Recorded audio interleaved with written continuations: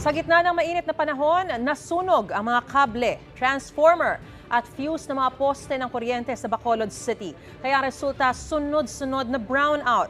Yan ang unang balita live ni Adrian Prietos ng GMA Regional TV 1 Western Visayas.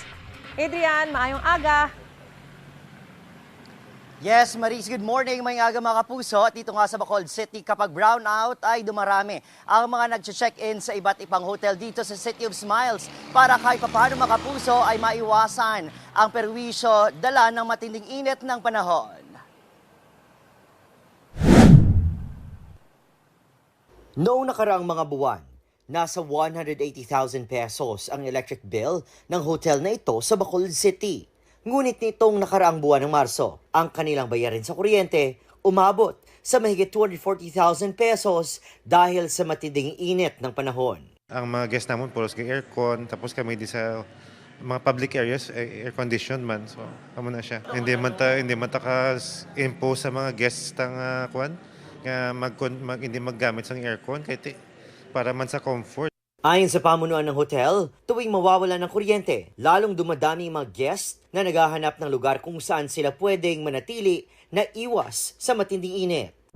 Nitong weekend, sunod-sunod na brownout ang naranasan ng mga consumer sa franchise areas ng Central Negros Electric Cooperative. Ang dahilan, maraming wires, transformers, insulators at fuse ng mga poste at linya ng kuryente ang nasunog dahil sa matinding init ng panahon. Damo na experience nga mga nagaspark sa poste tungod epekto siya sang grabe nga init kung may lost connection tungod sa kadako sang load makreate sa init hasta maglabot na sa nga mag-spark ang linya. Ayon pa sa Seneco Engineering Department, hindi nila inaasahan na makakaapekto sa mga linya ng kuryente ang nararanasang extreme heat condition.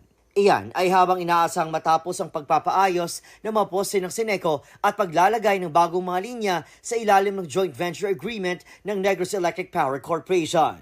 So, amo na ang 2 billion modernization sang Seneco is what we're expecting this JVA will give us.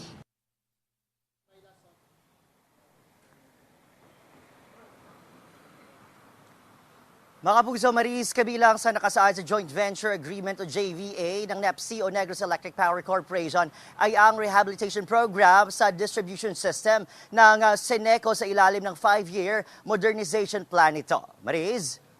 Damang salamat, Adrian Prietos ng GMA Regional